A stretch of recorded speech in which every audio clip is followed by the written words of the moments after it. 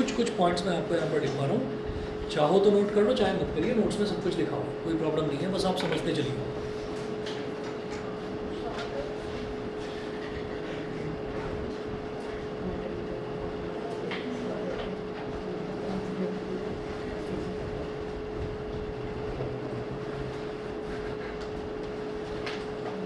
Epithelial tissue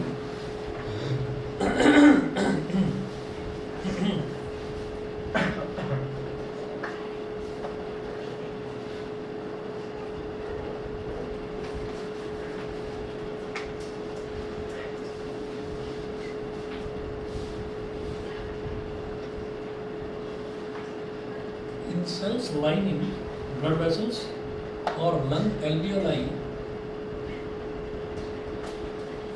or lung alveoli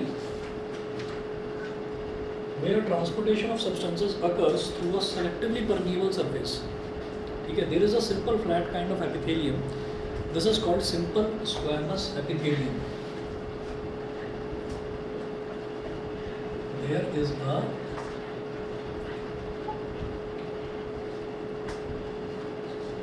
There is a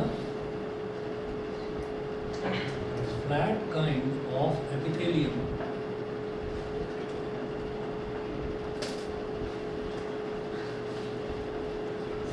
called simple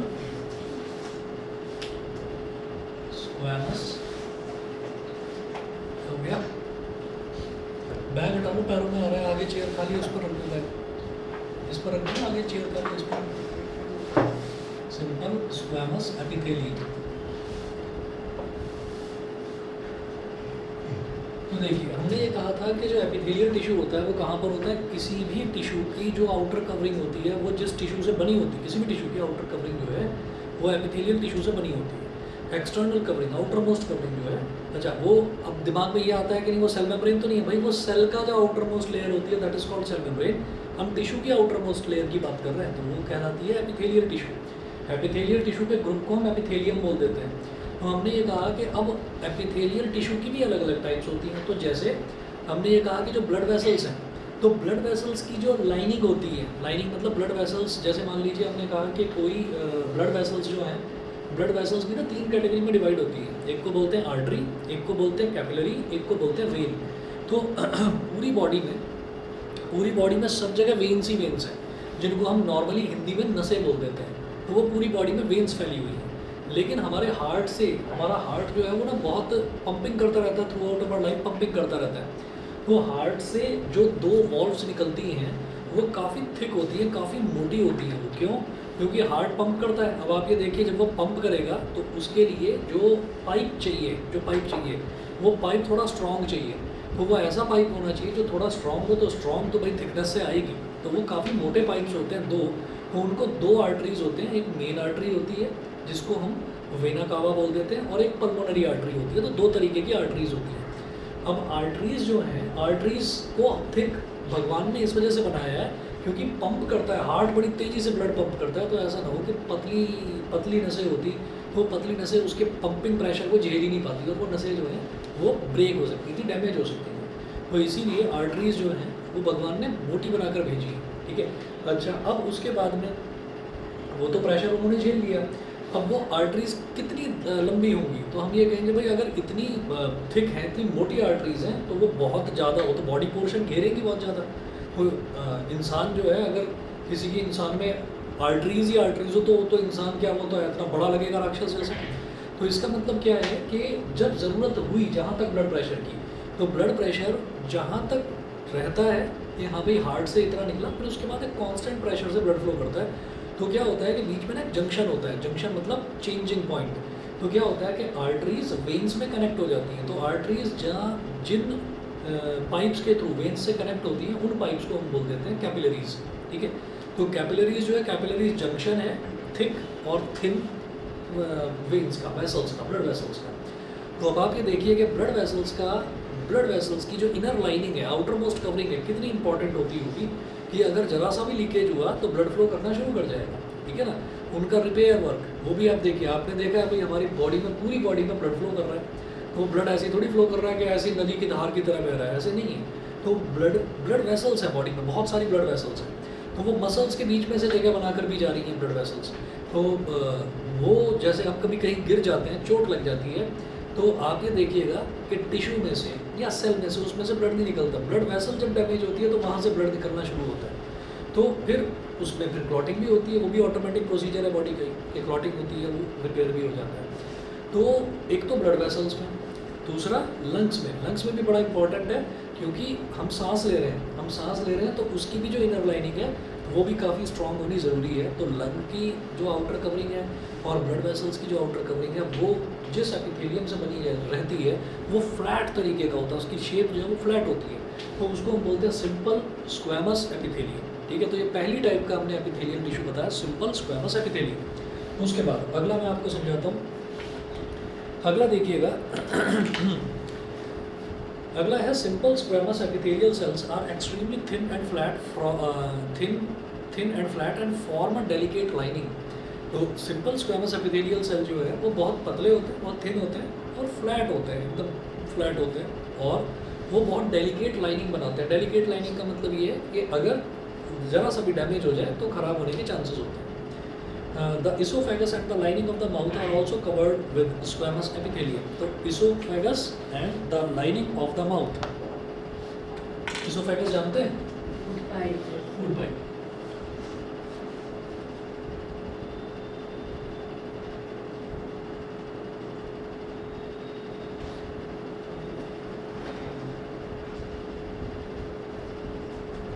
oesophagus भी और lining of mouth भी, ये भी आपका सिंपल स्क्वैमस एपिथेलियम का ही बना हुआ होता है। उसके बाद आगे चलते हैं। The skin which protects the body is also made of squamous epithelium. Skin भी उसी की बनी होती है। Skin epithelial cells are arranged in many layers to prevent wear and tear. तो जो स्किन के जो सेल्स होते हैं, स्किन के सेल्स कई बार आपने देखा कि भाई आप गिर गए, तो गिरे हो लेकिन स्किन थोड़ी बहुत छिली है लेकिन ब्लड नहीं निकला। तो ब्लड नहीं निकला तो इसका मतलब क्या है? इसका मतलब ये है कि भाई स्किन की भी कई लेयर्स होती हैं। कई बार आपने ये देखा होगा कि आप नहा रहे हैं, अच्छा अब आप तो रोज़ रगड़ कर मैल उतार कर नहाते हैं, ठीक है, लेकिन उसके बावजूद भी किसी दिन ऐसा हो गया कि भाई आज गर्मी बहुत है, आज मैं बहुत नहाऊंगा, तो उस दिन आप नहाते रहे। अब आपने देखा होगा आपकी जो उंगलियां हैं हाथों की, पैरों की, वो थोड़ी ना ऐसे गली सी हो जाती है, वाइट सी हो जाती है, ठीक है। और उस टाइम अगर आप उनको रगड़ कर देखेंगे तो उस पर से भी एक लेयर उतरनी शुरू हो जाती है। तो क्या है, ये जो स्किन है, और फिर जब आप उसको ज़्यादा रगड़ देंगे तो आपको दिखाई देगा कि अंदर से जो स्किन निकल के आ रही है वो थोड़ा सा ना रेडिश टोन की होती है, और फिर क्या होता है थोड़ी देर में वो नॉर्मल भी हो जाती है, मतलब as soon as it is expose to atmosphere तो नॉर्मल भी हो जाती है। तो क्या है कि जो स्किन भी है, तो स्किन की भी एक लेयर नहीं है कि बस एक लेयर चढ़ी हुई है और बस हो गया काम। तो स्किन जो है, स्किन की भी 2, 3, 4 लेयर्स होती हैं। तो वो जो 2, 3, 4 लेयर्स होती हैं वो बड़ी इंपॉर्टेंट होती हैं। वो 2, 3, 4 लेयर्स वो बॉडी को बचा कर रखने के लिए, बॉडी की मसल्स हैं, बोन्स हैं, उनको बचा कर रखने के लिए वो बड़ी इंपॉर्टेंट होती है।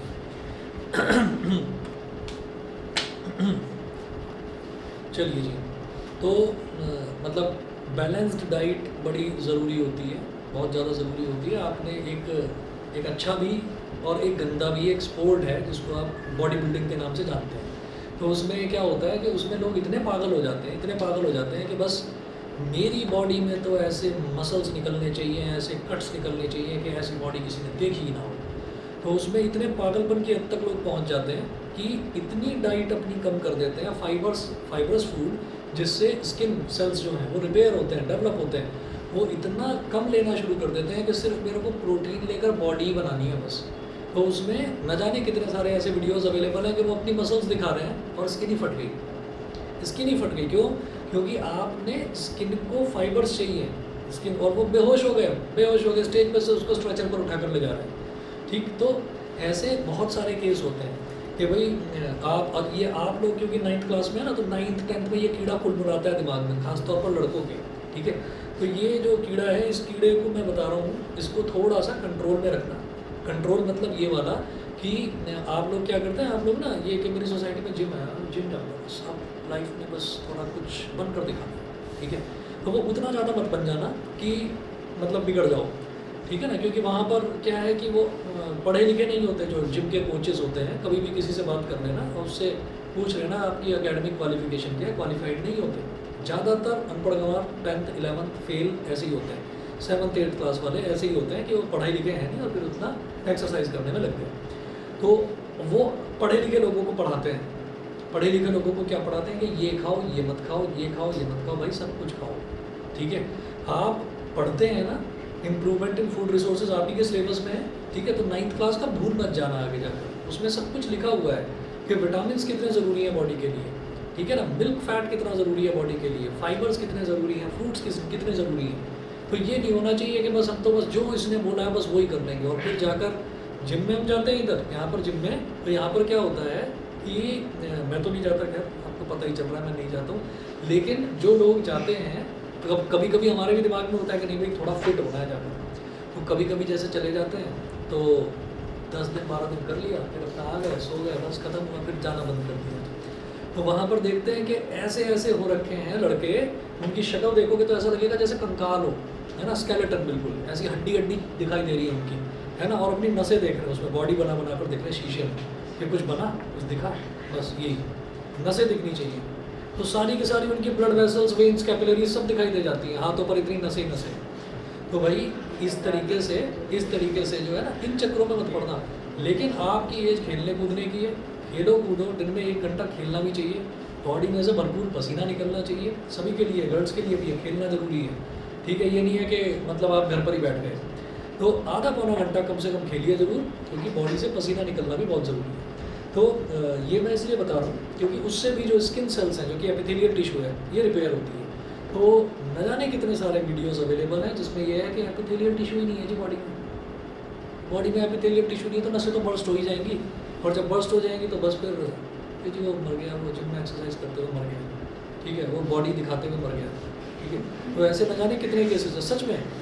आप जब आपकी एज में होते तो हमें भी बहुत सारा वो देखते रहते थे, ही मैन की फिल्म आएगी वो देखेंगे, है ना, तो वो सारी चीज़ें हम भी देखते रहते थे। तो उस टाइम एक बड़ा पॉपुलर होता था आर्नोल्ड, आपने नाम सुना होगा, आर्नोल्ड श्वार्ज़ेनेगर, वो कैलिफोर्निया का गवर्नर भी रहा है, बाद में वो कैलिफोर्निया का गवर्नर भी रहा है। तो ऐसा थोड़ी है कि पहलवान सिर्फ पहलवान ही है और कुछ नहीं करेगा, तो वो गवर्नर भी रहा है। तो उसके टाइम पर एक नाइजीरियन बॉडी बिल्डर था रॉनी कोलमैन, ठीक है, तो वो आप कभी सर्च करना, अभी भी सर्च करोगे आपको दिखाई दे जाएगा, पूरा पेट वेट सब उसका ख़राब हो गया इसी चक्कर में, ठीक है ना। और पेट पे वो एब्स बनाने थे ना उसको, 8 15 16 पता नहीं कितने एब्स बनाने थे, तो वो जो एब्स थे वो एब्स के चक्कर में ही सब उसकी स्किन ही फट गई वहाँ से, और उसको लेकर गए स्ट्रेचर पर, बड़ा मतलब वो। तो कई बार क्या है, बॉयज़ जो है ना वो पागल हो जाते हैं, उनकी बुद्धि जो है, उनकी बुद्धि पर पर्दा पड़ जाता है, तो उस पर्दे को थोड़ा सा संभाल कर रखना, ठीक है ना। कभी कभी पेरेंट्स से सलाह ले लिया करना, आपके मम्मी पापा कभी सलाह नहीं देंगे आपको कि बेटा ये खाना छोड़ दें, घी मत लगाओ जी मेरी रोटी पर, ये क्या बेवकूफ़ी वाली बात है, अब नहीं खाओगे तो कब खाओगे, ठीक है। तो अच्छी अच्छी चीज़ें खाया करिए। चलिए जी आगे चलते हैं। उसके बाद है the skin which protects the body is also made of squamous epithelium, तो जो स्किन है वो भी स्क्वैमस एपिथेलियम की बनी हुई है। उसके बाद skin epithelial cells are arranged in many layers to prevent wear and tear, तो वियर एंड टियर मतलब बॉडी की जो डैमेजिंग है, उस डैमेजिंग को रोकने के लिए ही स्किन बनी है, ठीक। आगे चलते हैं। Since they are arranged in a pattern of layers, क्योंकि जो स्किन के जो एपिथेलियल टिश्यूज़ हैं वो उनका पैटर्न होता है, एक लेयर है, दूसरी लेयर है, तीसरी लेयर है। The epithelium is called stratified squamous epithelium. तो यहाँ पर हम ये कहेंगे कि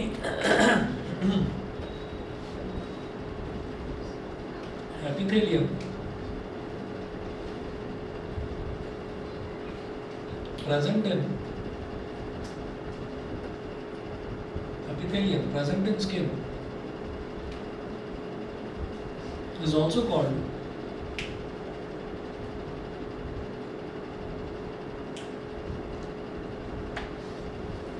stratified squamous epithelium। स्ट्रैटिफाइड क्यों बोलते हैं, क्योंकि उसकी बहुत सारी लेयर्स होती हैं, तो जिसकी बहुत सारी लेयर्स होती है तो लेयरिंग का एक बायोलॉजिकल टर्म है स्ट्रैटिफिकेशन, है ना। स्ट्रैटिफाइड का मतलब ये है कि बहुत सारी लेयर्स हैं उसकी, ठीक है। चलिए जी, उसके बाद अगला पॉइंट है where absorption and secretion occur as in the inner lining of the intestine tall epithelial cells are present. तो क्या होता है, जो हमारी इंटेस्टाइन्स हैं, तो इंटेस्टाइन में क्या होता है कि इंटेस्टाइन में एब्जॉर्प्शन भी चलता है और सिक्रीशन भी चलता है। एब्जॉर्प्शन किस चीज़ का चल रहा है? एब्जॉर्प्शन चल रहा है ब्लड का, ठीक है। अच्छा, ब्लड, क्या ब्लड अंदर चला जाता है इंटेस्टाइन के? तो हम ये कहते हैं कि नहीं, जो ब्लड है वो ब्लड फ्लो कर रहा है वेसल्स में। अब वो जो है, जो ब्लड वेसल्स हैं उसमें भी छोटे छोटे पोर्स हैं। अब वो जो छोटे छोटे पोर्स हैं, तो अरे फिर तो ब्लड लीक हो जाना चाहिए था। नहीं, ऐसा नहीं है। क्या होता है कि जो उनकी जो लेयरिंग होती है, जो ब्लड वेसल्स की लेयरिंग होती है, एक शब्द आप देखिएगा, इसमें नोट्स में लिखा भी होगा, selectively permeable membrane. Selectively permeable membrane का मतलब क्या है कि भाई ब्लड तो मैं अपने पास रख लूँगा, जो ब्लड वेसल्स हैं वो ब्लड तो अपने पास रख लेती हैं, तो वो जो बहुत छोटे छोटे पोर्स हैं, मतलब वो छन्नी के जैसे होते हैं, उसमें क्या होता है कि जितना भी उसके अंदर जो ज़रूरी चीज़ें, जैसे कार्बोहाइड्रेट्स हो गए, प्रोटीन्स हो गए, विटामिन मिनरल, ये जितनी भी चीज़ें हैं वो सारी की सारी चीज़ें निकलती जाती हैं, ठीक है। उसके अंदर ब्लड फ्लो होता जाता है, वो सारी की सारी चीज़ें निकलती जाती हैं। अब आसपास जो जितनी भी लेयर है इंटेस्टाइन की, इंटेस्टाइन उसको एब्जॉर्ब करती जाती है। तो इंटेस्टाइन क्या करेगी? एब्जॉर्ब करेगी, एब्जॉर्प्शन भी होगा। फिर ये है कि भाई सिक्रीशन किस चीज़ का हो रहा है? अब इंटेस्टाइन कौन सी? Small intestine. स्मॉल इंटेस्टाइन वो तो एब्जॉर्ब करती जा रही है सारी की सारी अच्छी चीज़ें, जितनी भी ज़रूरी चीज़ें हैं, वाइटल चीज़ें हैं बॉडी के लिए। उसमें सोडियम भी है, कैल्शियम भी है, आयरन भी है। इनके आयन्स होते हैं, माइक्रोस्कोप से देखने पर दिखाई देते हैं। आयन्स होते हैं, बहुत बारीक होते हैं, ठीक है। ये नहीं है कि आयरन का मतलब लोहा तैर रहा है बॉडी के अंदर, ठीक है, तो ऐसा नहीं होता। तो एक मिनट जी, आप लोग जब आए तो बारिश हो रही थी क्या? नहीं सर, अभी भी नहीं हो रही। तो ये सारी चीज़ें जो हैं ये तो एब्जॉर्ब कर देती है, जो इंटेस्टाइन है वो एब्जॉर्ब कर लेती है। अब इंटेस्टाइन सिक्रीट क्या करती है? सिक्रीट मतलब प्रोड्यूस क्या करती है? Waste material. वेस्ट मटेरियल शायद पहले भी कभी डिस्कस करा था, मेनली यूरिया होता है, वो यूरिया को सिक्रीट करती जाती है। जो इंटेस्टाइन्स हैं, इंटेस्टाइन्स जो हैं वो आसपास ही होती हैं, स्मॉल इंटेस्टाइन, लार्ज इंटेस्टाइन, ये सब आसपास होती है। तो वहाँ से वो लार्ज इंटेस्टाइन जो है वो वेस्ट मटेरियल को एब्जॉर्ब करना शुरू करती है। तो काम का मटेरियल स्मॉल इंटेस्टाइन एब्जॉर्ब करती है, waste material large intestine absorb करती है। लार्ज इंटेस्टाइन जो है वो हमारे यूरेथ्रा से कनेक्टेड होती है, यूरिन के थ्रू बाहर निकल जाता है जितना भी मटेरियल है, ठीक है। अच्छा जी, इसके बाद हम ये कहेंगे कि जो स्मॉल इंटेस्टाइन है ना, क्या बोल रहे हैं? Where absorption and secretion occur as in the inner lining of the intestine, tall epithelial cells are present. तो वहाँ पर ना लंबे लंबे सेल्स प्रेजेंट होते हैं, एपिथेलियल सेल्स, लंबे लंबे सेल्स प्रेजेंट है, क्योंकि स्मॉल इंटेस्टाइन नाम की स्मॉल है, होती लंबी है। लार्ज इंटेस्टाइन नाम की लार्ज है लेकिन होती छोटी है, ठीक है। अब उसको फिर लार्ज क्यों बोलते हैं? क्योंकि जो उसका डायामीटर है इंटेस्टाइन का, वो डायामीटर बड़ा होता है। लार्ज इंटेस्टाइन का डायामीटर बड़ा होता है, क्योंकि भाई पॉटी भी उसी को स्टोर करनी होती है। तो आप ये देखिएगा, ये जो लार्ज इंटेस्टाइन है, लार्ज इंटेस्टाइन का जो डायामीटर है वो डायामीटर बड़ा होता है, ठीक है। और जो स्मॉल इंटेस्टाइन है, स्मॉल इंटेस्टाइन का डायामीटर छोटा होता है। तो इस वजह से हम स्मॉल इंटेस्टाइन को स्मॉल बोलते हैं, जबकि जो स्मॉल इंटेस्टाइन है, स्मॉल इंटेस्टाइन की लेंथ बहुत ज़्यादा होती है, ठीक है। तो स्मॉल को स्मॉल क्यों बोलते हैं? हमेशा याद रखना लाइफ में, स्मॉल को स्मॉल इस वजह से बोलते हैं कि उसका डायामीटर जो है, रेडियस जो है, ठीक है ना, मतलब अगर खोल दें किसी भी वेन को या नस को, अगर खोल के चले जाएं तो वो एक सिलेंडर की तरह बिहेव करेगी। तो ये तो सिलेंडर की लेंथ हो गई या हाइट हो गई, और ये क्या हो गया? ये सिलेंडर का रेडियस हो गया, और रेडियस का डबल को ही डायामीटर में होता है। इसका डायामीटर छोटा होता है इसलिए स्मॉल इंटेस्टाइन, एक्चुअल में लेंथ इसकी ज़्यादा होती है। इसका डायामीटर बड़ा होता है इसलिए इसको लार्ज इंटेस्टाइन बोलते हैं, ठीक है। अच्छा जी, तो इसलिए the columnar epithelium facilitates movement across the epithelial barrier, ठीक है। तो इंटेस्टाइन के केस में, intestine, in the case of intestine, in the case of intestine, large pillar like, large pillar-like epithelium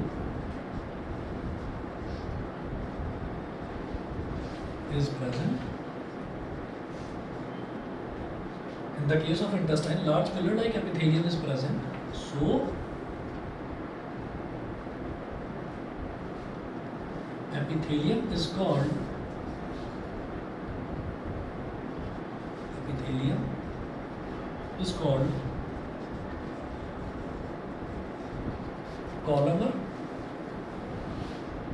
columnar epithelium.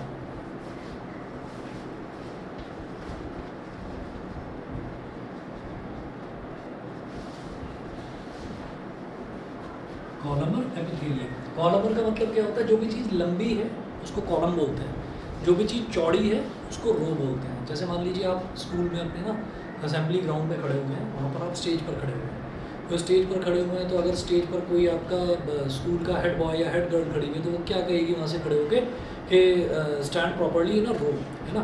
तो वो रोज़ का मतलब ये कि एक रो, दूसरी रो, तीसरी रो, चौथी रो, ये होता है। अब जब आप 12th क्लास में पहुँचेंगे, 11th में भी नहीं, जब 12th क्लास में पहुँचेंगे तब आपको पता चलेगा ये जो सीधी सीधी लाइनें होती हैं ना, इनको रो नहीं बोलते, ठीक है। इसको बोलते हैं रो। जो हॉरिजॉन्टल लाइंस होती हैं उसको रो बोलते हैं, और जो वर्टिकल लाइंस हैं उनको कॉलम बोलते हैं। तो अगर कोई भी चीज़ वर्टिकल है, लंबी लंबी है, तो इसलिए उसको क्या बोलेंगे, इसलिए उसको कॉलम बोलते हैं हमेशा। और जब कॉलम बोलते हैं तो इसी वजह से कॉलमर एपिथेलियम नाम रख दिया गया, क्योंकि this is related to, this is linked to intestine, और इंटेस्टाइन लंबी लंबी होती है, ठीक है ना। बॉडी के अंदर तो वो मुड़ मुड़ कर ऐसे वो सेटअप होती है, उनका जो भी स्ट्रक्चर है बॉडी के अंदर तो मुड़ी मुड़ी होती है, लेकिन अगर उनको खोलकर देखा जाए तो वो बहुत लंबी होती है, स्ट्रेट होती है, तो इसलिए उसका नाम कॉलमर एपिथेलियम रख दिया गया। तो ज़रा शुरुआत से देख लीजिएगा। हमने कहा कि ब्लड वेसल्स की जो लाइनिंग होती है, जो कि आपकी लंग एल्वियोलाई की लाइनिंग होती है, इसोफेगस और lining of the mouth, mouth के अंदर आप अगर कभी मुंह के अंदर हाथ घुमा कर देखें तो आपको दिखाई देगा डेलिकेट सी लाइनिंग है, ठीक है, और वो हमेशा गीला गीला रहता है, सूखा नहीं रहता, ठीक है। तो वो ये जो सारी चीज़ें हैं ये किसकी बनी होती हैं, और कभी अगर गर्म चाय या गर्म दूध पी लिया हो तो देखा होगा वो ऊपर वाला हिस्सा जल जाता है, वो जल जाता है तो एक लेयर उतर जाती है, तो आप उसको हाथ से या ऐसे जीभ से करते हैं तो वो बारीक सी लेयर उतर के हाथ में आ जाती है, तो वो आपने देखा होगा कि बहुत पतली लेयर होती है, तो वो बहुत पतली फ्लैट लेयर होती है, तो इसलिए उनको क्या बोल देते हैं, सिंपल स्क्वैमस एपिथेलियम। ये सिंपल स्क्वैमस एपिथेलियम। अच्छा, उसके बाद जो हमारी स्किन है, तो स्किन में एक लेयर नहीं होती, स्किन में बहुत सारी लेयर्स होती हैं। अगर आप प्रॉपरली खाना खा रहे हैं तो स्किन में बहुत सारी लेयर्स होती हैं, तो वो जो बहुत सारी लेयर्स हैं वो एक के ऊपर एक ना बिछी हुई होती है, जैसे बेडशीट को बिछा दिया हो, एक बेडशीट, दूसरी बेडशीट, तीसरी बेडशीट, ठीक है। तो वो बॉडी को वियर एंड टियर से बचाने के लिए होती है, ठीक है। तो इसलिए उसको बोल देते हैं स्ट्रैटिफाइड स्क्वैमस एपिथेलियम। स्ट्रैटिफाइड मतलब जो स्ट्रेट एक के ऊपर एक लेयर बनी होती है। तो उसके बाद हमने कहा इंटेस्टाइन से रिलेटेड जो एपिथेलियम होता है, क्योंकि वो लॉन्ग स्ट्रक्चर होता है, उसका लंबा लंबा स्ट्रक्चर होता है जस्ट लाइक अ कॉलम, तो इसलिए उसका नाम रख दिया कॉलमर एपिथेलियम। बताइए जी, क्लियर है सभी का? हाँ जी, ऑनलाइन वाले बच्चे बताएं, क्लियर है यहाँ तक? ठीक है, चलिए। अच्छा, इसके बाद देखिएगा, इसके बाद है इन द रेस्पिरेटरी ट्रैक्ट। अब रेस्पिरेटरी ट्रैक्ट पर आ जाइए। रेस्पिरेटरी ट्रैक्ट कौन सा है? कि हमारा नॉस्ट्रिल्स, और नॉस्ट्रिल्स से फिर जो पूरा जो एल्वियोलाई, ब्रोंकस जो हमारे लंग्स तक कनेक्ट होता है, वो पूरा रेस्पिरेटरी ट्रैक्ट। तो in the respiratory tract the columnar epithelium tissue also has cilia, ठीक है, which are hair like projections on the outer surfaces of the epithelial cells. तो आपने ये देखा होगा रेस्पिरेटरी ट्रैक्ट आपने जितना देखा है, आपने कितना देखा होगा यहाँ तक का, उतना ही मैंने भी देखा, इसके अंदर तो नहीं देखा। तो आप ये नोटिस करते होंगे, सुबह आपने ब्रश किया, हाथ मुँह धोया, मतलब जितनी भी बार आप अपना मुंह साफ़ करते हैं उतने टाइम आप नाक भी साफ़ करते हैं, और नाक साफ़ करते टाइम उसमें से कचरा निकलता है, म्यूकस बोलते हैं उसको, ठीक है। तो आपने नोटिस करा होगा कि नाक के अंदर बहुत बारीक हेयर्स होते हैं, बाल होते हैं बहुत छोटे छोटे। तो वो जो, और वो ऐसे बाल नहीं, हमारे सर के जैसे बाल, वो मतलब इतने घने बाल नहीं होते हैं, इतने हार्ड बाल भी नहीं होते, तो वो सॉफ्ट होते हैं। तो वो जो सॉफ्ट रेशा जिसको कहते हैं, रेशे के जैसे बाल जो होते हैं उसको सिलिया बोल देते हैं। बने हुए होते हैं वो भी उसी मटेरियल के जिस मटेरियल के हमारा सर का बाल बना हुआ है। तो वो जो सिलिया है, वो सिलिया बहुत सारी चीज़ों में, तो हमने नाक के अंदर की जो लाइनिंग होती है वो भी बड़ी डेलिकेट होती है, वो भी स्क्वैमस एपिथेलियम से ही बनती है, लेकिन उस स्क्वैमस एपिथेलियम के ऊपर बहुत छोटे छोटे से बाल होते हैं। किस लिए होते हैं? फिल्टर का काम करते हैं, फिल्टर का काम करते हैं कि भाई हम अगर कहीं धूल मट्टी वाली जगह पर जा रहे हैं, कहीं डस्ट वाली जगह पर जा रहे हैं, या कहीं पर पॉल्यूशन बहुत ज़्यादा है, तो वो पॉल्यूशन को एब्जॉर्ब कर लेते हैं अंदर, ताकि जो हम जब सांस लेते हैं तो प्योर जो एयर है, ऑक्सीजन है, वो हमारे अंदर जाए, ठीक है, डस्ट मटेरियल अंदर ना चले, ठीक है।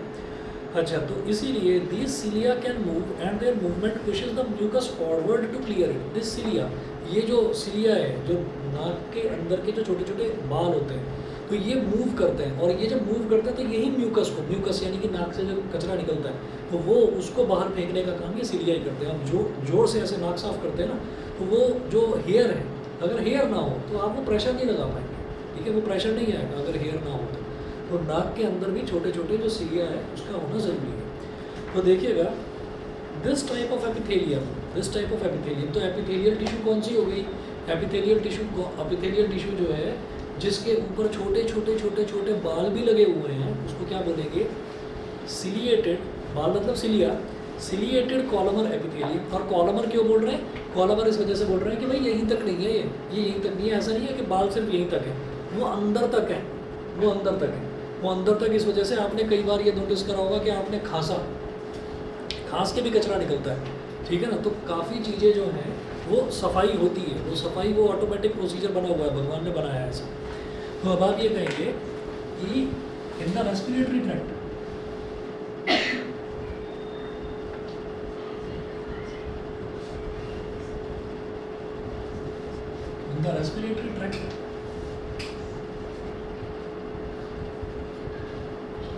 cilia यानी कि small hairs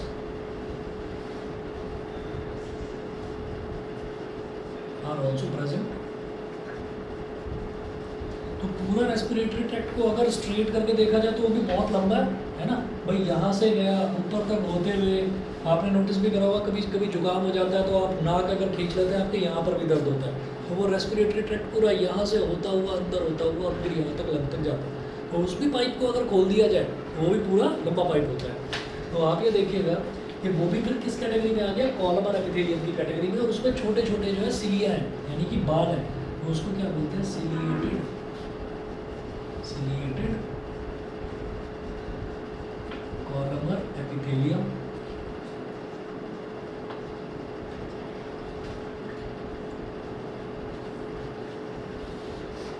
ciliated columnar epithelium, ठीक है। उसके बाद देखते हैं जरा फिर एक और कैटेगरी है अभी क्यूबॉइडल एपिथेलियम। क्यूबॉइडल एपिथेलियम का मतलब क्या? कि उसकी शेप कैसी होगी? क्यूबॉइड के जैसी होगी। क्यूबॉइड समझ गए? क्यूबॉइड जैसे एक रेक्टेंगुलर बॉक्स होता है उसको क्यूबॉइड बोलते हैं। तो cuboidal epithelium with cube shaped cells form the linings of kidney tubules and ducts of salivary glands where it provides mechanical support. So it forms the lining of kidney tubules. तो जो kidney tubules होते हैं मतलब kidney के जो दो tubules मतलब दो जो किडनीज होती हैं तो उनके अंदर की जो लाइनिंग है वो क्यूबॉइडल एपिथेलियम मतलब क्यूबॉइड के शेप के सेल्स होते हैं उसके अंदर, तो इसलिए उसका नाम क्यूबॉइडल एपिथेलियम रख दिया। तो एपिथेलियल सेल्स ऑफन एक्वायर तो किडनी ट्यूब्यूल्स में और सलाइवरी ग्लैंड्स में क्यूबॉइडल एपिथेलियम।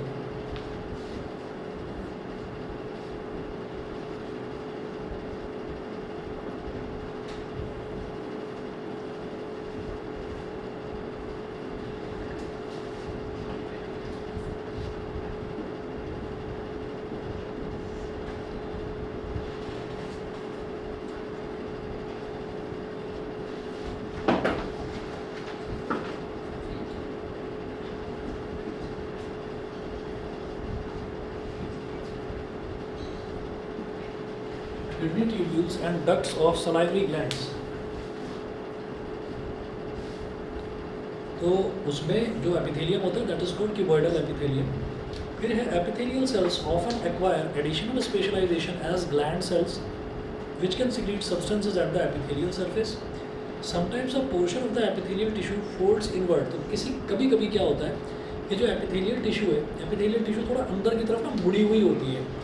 तो and multi cellular gland is form, this is called glandular epithelium. तो जब भी कभी ऐसा होता है कि एपिथेलियल टिश्यू थोड़ा सा कर्व्ड होती है, कोनों से मुड़ी हुई होती है, तो उस केस में उसको हम ग्लैंडुलर एपिथेलियम बोल देते हैं। When epithelial tissue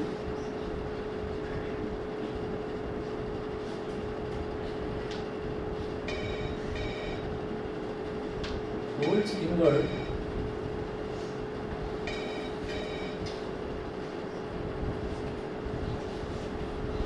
then it is called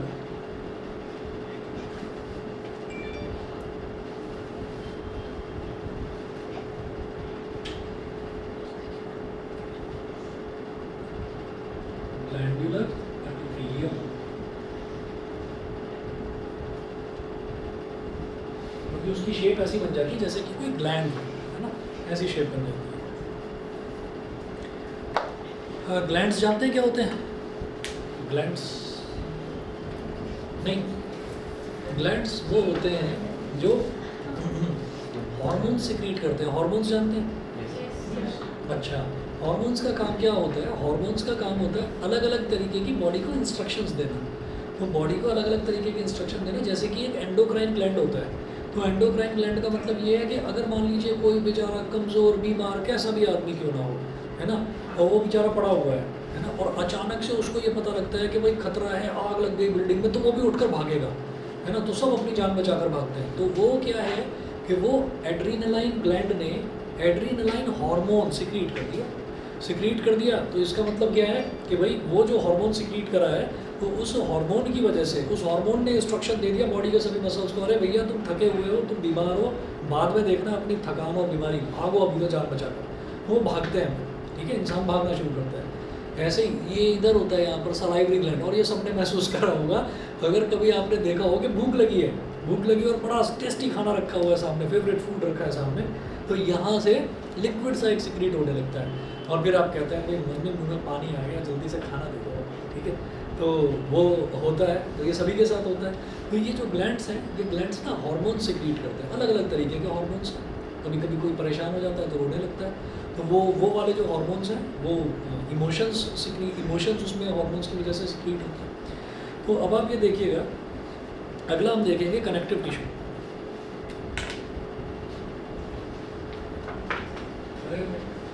ये सलाइवरी ग्लैंड से मुंह में पानी आने से मेरे को याद आया, मुझे कल याद नहीं रहा था, जाते टाइम याद दिला देना, आप सबका मुंह मीठा कराना, ठीक है ना। कनेक्टिव टिश्यू,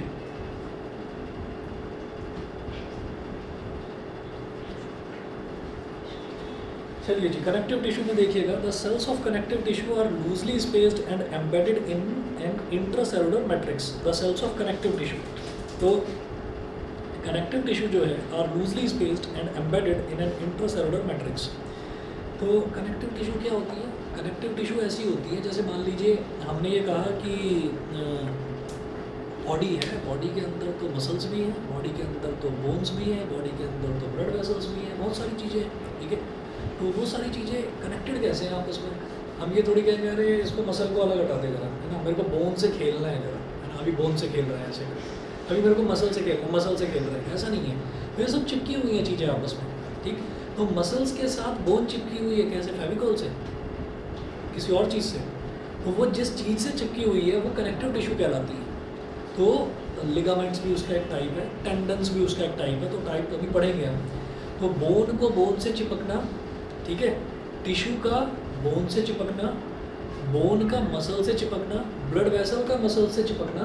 तो ये जो जितनी भी चीज़ें हैं जो जुड़ती हैं एक दूसरे में आपस के साथ, आपस में जो जुड़ती चली जाती हैं, तो वो किसी ना किसी मटेरियल से जुड़ेंगी। तो वो जो मटेरियल है, that material is called connective tissue, ठीक है। अच्छा, अब कनेक्टिव टिश्यू की जब हम बात कर रहे हैं तो इसमें देखिएगा, द मैट्रिक्स में be jelly like, fluid, dense और रिजिड। मैट्रिक्स का मतलब क्या होता है? एक जाल। मैट्रिक्स का मतलब होता है जाल।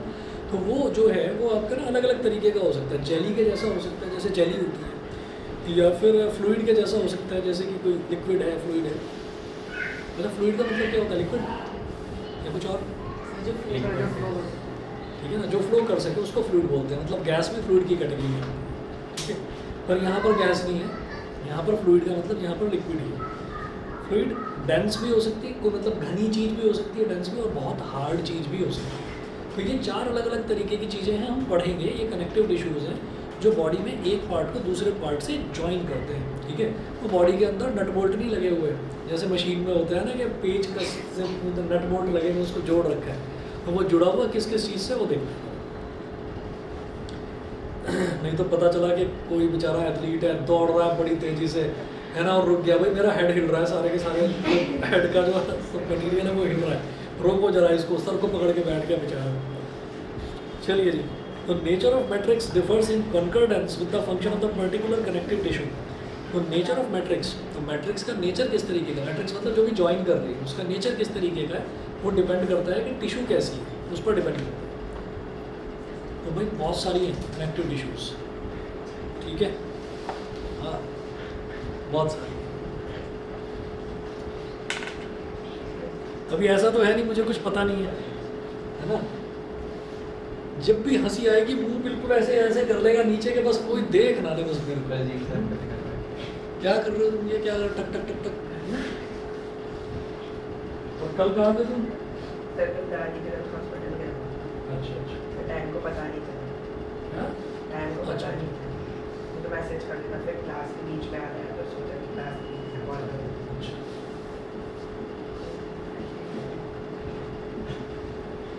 तो टाइप्स ऑफ कनेक्टिव टिश्यूज, अब आपको कुछ चीज़ें ऐसी पता चलेंगी कि हम तो किसी चीज़ को फ्लूइड समझ रहे थे, ज़िंदगी भर लिक्विड ही समझ रहे थे, तो टिश्यू निकले। देखिएगा सबसे पहले ही जो चीज़ है वो क्या है? ब्लड। ब्लड एक टिश्यू है। दूसरा बोन, ये भी टिश्यू है, ठीक है। तीसरा लिगामेंट।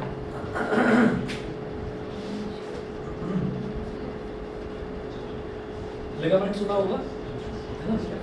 जो बच्चे खेलते कूदते हैं, किसी का पैर मुड़ जाता है तो पैर में सूजन आ जाती है ना, तो डॉक्टर उसको लेमन लैंग्वेज में, लोकल लैंग्वेज में कहता है बेटा मांस फट गया इसका, है ना। तो वो लिगामेंट ही होते हैं। तो उसमें क्या है कि वो उसको प्री बैंडेज बांध कर और फिर कहते हैं कि थोड़ा 2-4 दिन के लिए लोड कम डालना इस पैर में। चलिए जी, चौथा देखिएगा टेंडन्स।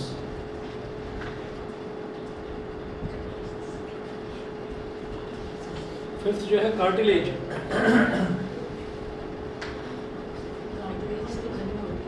हाँ?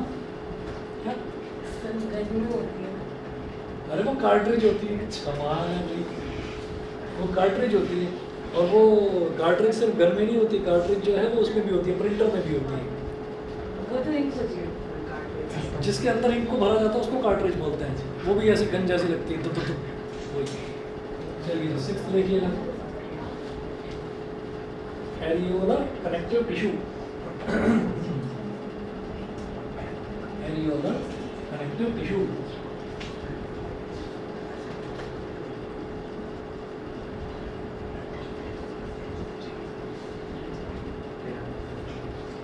सेवंथ है एडिपोज टिश्यू।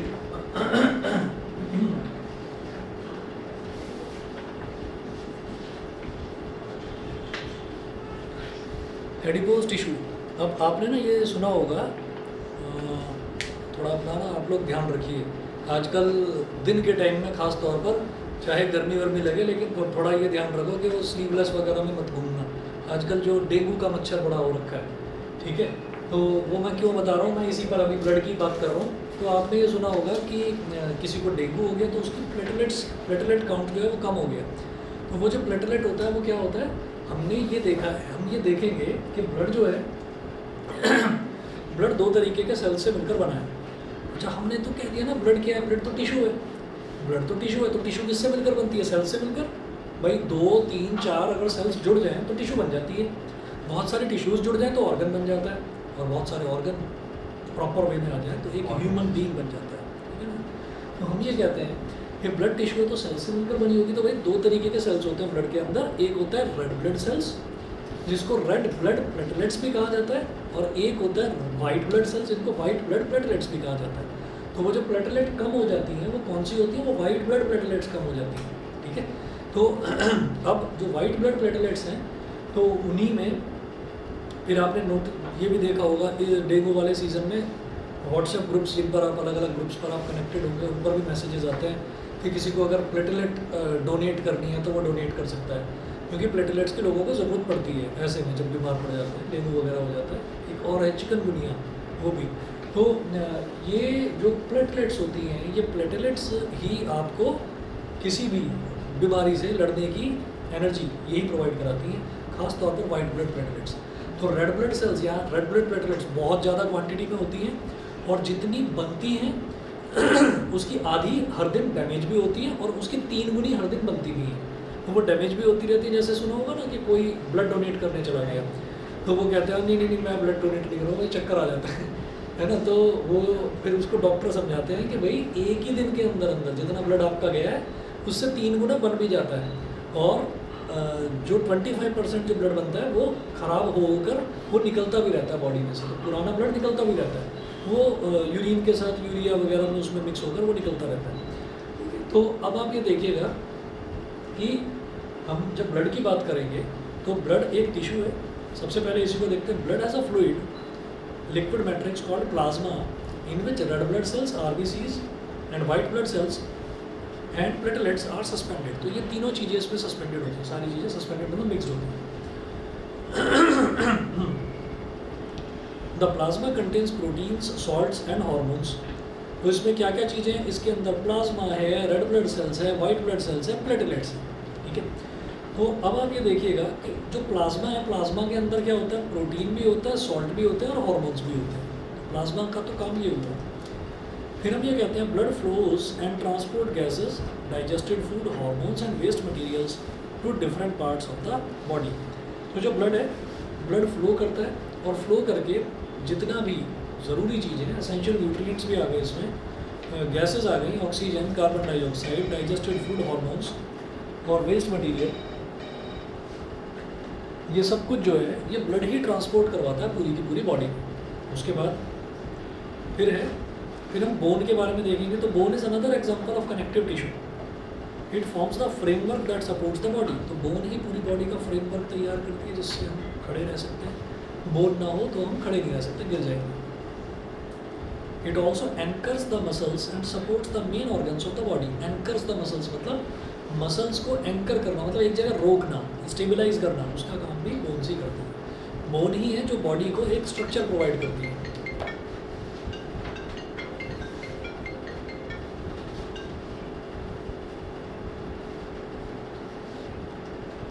फिर है it is a strong and non flexible tissue.